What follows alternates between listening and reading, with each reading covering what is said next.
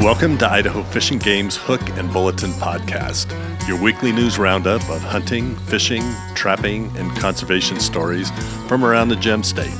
Hosted by Fish and Game's Public Information Specialist, Connor J. Lease. And welcome back to Idaho Fish and Game's Hook and Bulletin podcast. Lots to talk about today, including why you should give your firearms a good postseason scrub down, how some of our fisheries folks are using drones to count Chinook reds, and a sad wildlife crime story that happened in an Orofino elementary school parking lot. But first, we're tracking bighorns. Bighorn sheep are elusive animals who inhabit some of Idaho's most rugged and remote terrain. Knowing what's happening with bighorn herds could be a challenge, and sometimes big challenges are best accomplished with a team. Here's Fish and Game staff biologist Holly Miyazaki. Idaho Fish and Game, the Idaho Chapter, and National Wild Sheep Foundation have formed a great partnership, with the Sheep Foundation contributing resources to bighorn sheep projects prioritized by Fish and Game. These resources include radio collars, capture expenses, technician wages, and help from volunteers.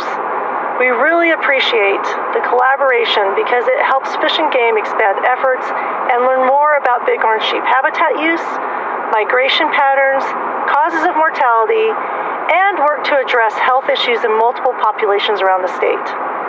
This work is very important for successful sheep management.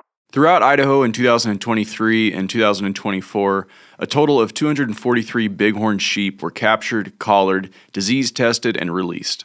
The collars have provided valuable information on seasonal movements, habitat utilization, bighorn behavior, and predation. This winter, Fish and Game and Sheep Foundation volunteers plan to collar over 200 more bighorn sheep and gather more information to aid in bighorn management. Head on over to our website or check out our YouTube channel to see just what I'm talking about here. The Idaho Wild Sheep Foundation produced an incredible video that lays out just how far these biologists have to go to get this kind of information. Hit the link in the description to learn more. All right, next up, a reminder to clean up those firearms before stowing them in the gun safe for the season. Another season is in the books. You and your trusty firearms spent countless hours roaming the mountain slopes and drainages that Idaho is known for, and likely in all kinds of weather. For all the times your firearms had your back, literally, now is the point in the year when you have its back. Whether you hunted the forests of the Panhandle, the dry sagebrush seas in the southern portion of the state, or somewhere in between, you and your firearm earned some much-needed R&R. Your muscles will recover with some time off, but stashing a dirty gun for months can cause all kinds of problems the next time you go out to use it. Here's a quick and easy guide to clean your firearms and condition them for next season, starting with prep work. Before you run downstairs and take every clamp and screw off your firearm, do a little housekeeping. Pick out a suitable, clean work area with ample space to set aside parts and tools. Make sure your workstation is well lit and has good airflow, since you'll be working with cleaning agents. Now, a sturdy table is a must. Resting your prized firearm on a stack of cardboard boxes is a surefire way to break some expensive features. Also, be sure that the table is not the one that hosts the family at dinner time. Gun cleaning solvents are greasy and can be toxic, so don't clean your firearm on, say, the same table you process your game meat. Next, be sure you know how your firearm works. Being a responsible firearm owner is more than just knowing where to point the muzzle and when to squeeze the trigger. Firearm assembly can vary from manufacturer to manufacturer, so making sure you have an updated copy of the firearms manual is important in understanding how to take things apart, or even more importantly, how to put them back together. A lot of pride went into building that firearm, and you should dedicate the same amount of pride to caring for it. Once you do, it's time to roll up the sleeves and apply a little elbow grease. Whether the bulk of your time was spent hunting deer with a rifle or grouse with a small gauge shotgun, the principle is always the same. Different firearms, however, require different strategies when it comes to cleaning, but the tools and concept is roughly the same. Tools you should have in your cleaning kit include a cleaning rod, a bore brush that matches the caliber of your firearm, a pull-through bore cleaning tool, cleaning jags, both slotted and form-fitting for holding patches, cloth patches, utility brushes, cotton swabs, gun oil, and cleaning chemicals, including bore cleaners, action cleaners, and lubricants. Here's a hot tip for you. You might want to consider picking up a cleaning kit specific to the caliber of firearm you own. Not only does it save you time picking out tools individually, but most come with a case that keeps your tools tidy. Cleaning a firearm can differ pretty greatly depending on the type of firearm, the type of ammunition fired through it, the length of the barrel, the type of receiver, etc. But to keep things simple, I've put together a basic guide that you can read step by step on our website. You can find the link below. Once you've tidied up your firearm's barrel, repeat the same steps for your firearm's action. Whether your firearm is a pump action, bolt action, or slide action, cleaning the action is just as important as cleaning the barrel. You may need to pick up some smaller brushes and tools specific to cleaning your firearm's action, which can vary greatly. Be sure to check out your firearm's manual for the best instructions on cleaning its action. Most hunters don't care if their firearms look pretty, they just want them to shoot right. But taking pride in your firearm is part of being a responsible hunter.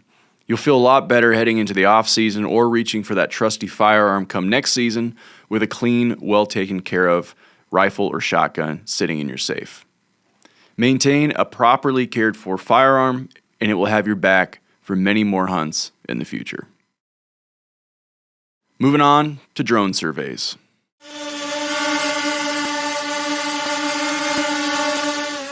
Idaho Fish and Game, fisheries tech, and drone pilot Noah Frost. Okay, get out of here. Idaho Fish and Game, fisheries tech, and drone pilot Noah Frost penned a really fascinating blog the other day that's worth talking about here on the Hook and Bulletin. Each year, Idaho Fish and Game licensed drone pilots, including Noah, take to the sky to survey Chinook salmon spawning grounds. Navigating trees, wildfire smoke, and curious birds, they collect images of the streambed along 170 miles of historic Chinook spawning habitat in the Upper Salmon River and its tributary streams. Before the advent of drones, Fish and Game utilized fixed-wing planes, helicopters, and physical ground counts to count Chinook salmon nests, or reds as they're called.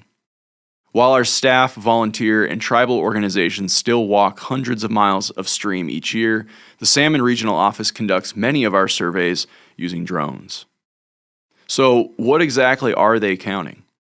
You may recall from previous blog posts that Chinook salmon spawn in Idaho streams during late summer after returning from the ocean, depositing their eggs and burying them for incubation through fall and early winter. In an accompanying video, which you can check out for yourself within this story on our website, a female Chinook salmon continues work on her red, burying deposited eggs and diverting oxygenated water over them for incubation. The disturbance they create in the streambed can be identified and counted as a red and used as a metric to describe spawning escapement or the number of fish that successfully return to spawning grounds in Idaho.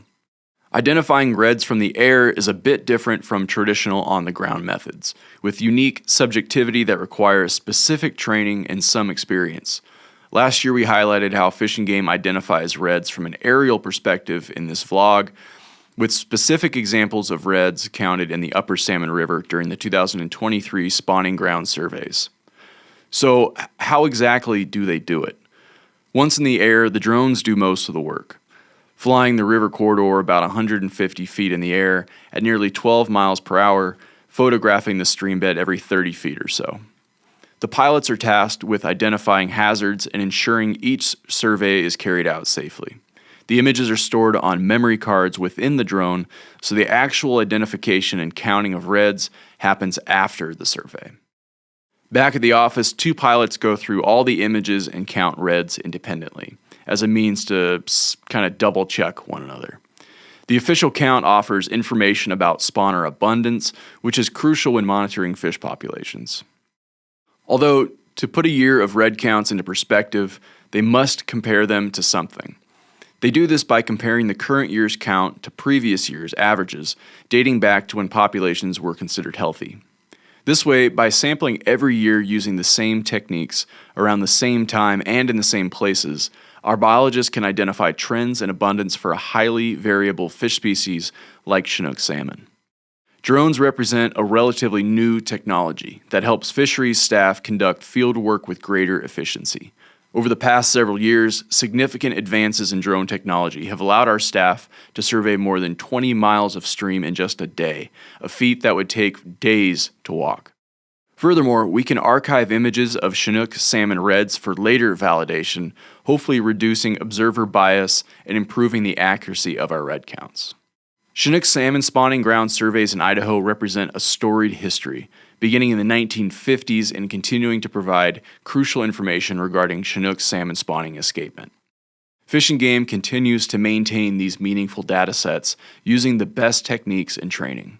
Cutting-edge technologies like drones help us monitor natural production of Chinook salmon in areas that are difficult to survey on the ground and at a much larger spatial scale. For more on this topic and to see the stunning drone footage for yourself, hit the link in the description. And with that, it's time for the Rapid Fire Bulletin. When you observe something wildlife related and need to get in touch with Idaho Fish and Game, there are a few important questions to consider before deciding which phone number to call. If you're a little hazy on who to dial, head on over to our YouTube channel and watch a brand new video titled Contacting Fish and Game. Senior Conservation Officer Chris Bragg discusses several scenarios in which it's better to call Idaho Fish and Game or the Citizens Against Poaching Hotline. Fish and Game is looking for information regarding the shooting of a white-tailed deer in the parking lot of the Orofino Elementary School parking lot at 1000 Michigan Avenue in Orofino. The incident took place during the evening hours of November 26. Anyone with information about this incident is urged to call Conservation Officer Luke Guasco at 208-921-7541 or the Citizens Against Poaching Hotline at 1-800-632-5999. Callers can remain anonymous and a reward is available for information that leads to a citation. And last but not least, a reminder to all Lake Pend Oreille anglers to turn in your fishing logbooks by December 10th to be entered into a free raffle for great prizes. Folks can turn them in at any Derby way station or the Fish and Game Panhandle Regional Office in Coeur d'Alene. If you have been participating in the Angler Science program on Lake Pend Oreille, a huge thank you from all of us for investing time and energy into helping Idaho Fish and Game. Information collected by anglers will help our biologists manage the trophy rainbow trout fishery, so go check out TJ Ross's story to learn more. Okay, that's it for this week's stories. It's time for our question of the week.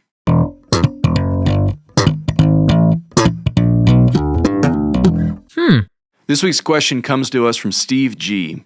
Steve wants to know why Idaho Fish and Game doesn't stock excess steelhead in the Magic Valley region. There are several answers, but the biggest reason is logistics. Typically, there are roughly only 250 excess steelhead trapped at Hells Canyon Dam each fall that are available to be transferred in Idaho. The state of Oregon and the Nez Perce tribe also get fish. So spreading that small number of fish out over multiple rivers isn't the best approach. And the stocking trucks don't exactly take the scenic route getting those fish to the next destination. Think about it. Those fish have spent the past several months swimming all the way from the Pacific Ocean, then take a tanker truck to their final destination, the Boise River. Aside from being part of their native range, the Boise River is better suited for steelhead harvest for a number of reasons. Its water is cold and accessible to anglers, plus there are multiple upstream barriers that keep fish close to their stocking location. And tagging studies have shown that angler harvest is generally very high due to the river's close proximity to the state's largest city. Hope this helps.